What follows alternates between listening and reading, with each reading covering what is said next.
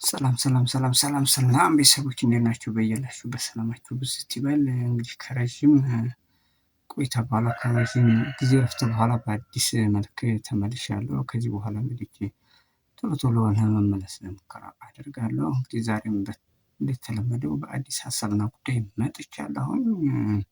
ዛሬም እንደሚታወቀው ኪያ አደጋ ላይ መሆኗ ታውቋል። በተለይ አክስቷና አጎቷ ሌላ ታሪክ እየሰሩባት እንደሆነ እናትየዋ አውቃለች። ከረጅም ጊዜ በኋላ እንግዲህ ነው እና ያወቀችው አደጋ ላይ እንደወደቀችም ብዙ ማሳያ ነው።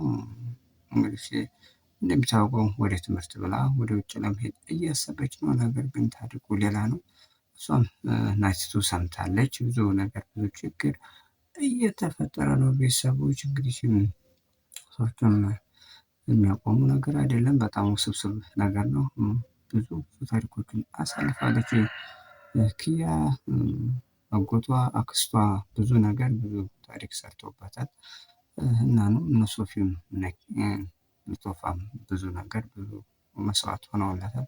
ነገር ግን አሁን ከስር ከስሯ እየሄዱ ሌላ ታሪክ ሌላ ችግር እየፈጠሩባት ነው።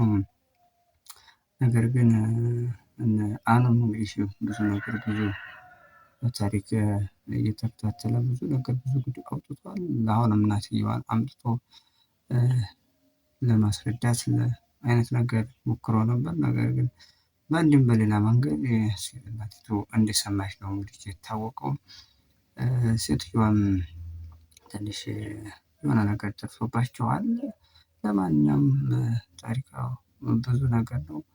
እስካሁንም ድራማው እንደቀጠለ ነው። ልጅቷም አደጋ ውስጥ ሆናለች። ለእናቷ ብላ ብዙ ነገር ማድረግ ትፈልጋለች። በተለይ አክስቷና አጎቷ ብዙ ታሪክ እየፈጠሩባት ስለሆነ እሷም ያን ነገር እናቷን እንዳትሰማ ብትሰማ ደግሞ ትልቅ ነገር እንደሚፈጠር በጤናዋ ላይ ችግር እንደሚፈጠርባት ስለምታስብ እሱን ታሳቢ በማድረግ አክስቷና አጎቷ የሚሏትን ለማድረግ እየጣረች ባለችበት ሁኔታ ነው ድንገት እናቷ የሰማችው።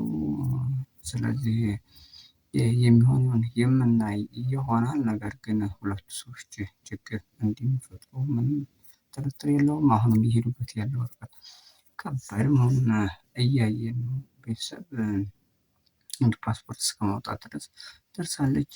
ሶፊም ለመስጠትም ፈቃደኛ አይደለም። እናቲቱም በተወሰነ መንገድ የገባት ይመስለኛል።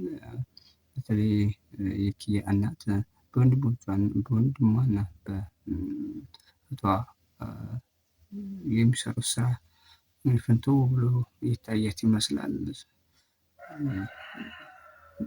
እስካሁንም ማወቅ ነበረበት ብዬ ፐርሰናሊ በግሌ አስባለሁኝ። ነገር ግን በጣም ከባድ ሰዎች እንደሆኑ እህቷ እንደሚያስቡ ነው የሚያስቡ። ነገር ግን በጀርባ ልጅቷን እስከመሸጥ እስከ ውጭ ድረስ ለመላክ ነው እያሰቡ ያሉት። ለማንኛውም ታሪኩ ብዙ ነው፣ ውስብስብ ነው። የተለያዩ ነገሮች እንግዲህ እንደሚፈጥሩ ታሳቢ ይደረጋል። የሚሆነውን የምናይ ይሆናል። ቤተሰቦች በያላችሁበት ሰላማችሁ ይብዛ። ዛሬ እንደ አዲስ ነው የመጣሁት። ከዚህ በኋላ እንግዲህ እንደማጠፋ ተስፋ አደርጋለሁ። ቪዲዮውን ላይክ እና ሰብስክራይብ ማድረግ እንዳይረሳ። በያላችሁበት ሰላማችሁ ይብዛ። በተለያየ ርዕሰ ጉዳይ በቀጣይም የምመጣ ይመስለኛል። ስለዚህ ከዚህ በኋላ ብዙ የማልጠፋ ነው የሚሆነው። በያላችሁበት ሰላማችሁ ብዝት እንዲል ምኞቴ ነው። በዓለም ላይ ሰላም ይስፈን። በሀገራችን ላይ እንዲሁ ሰላም ያምጣልን።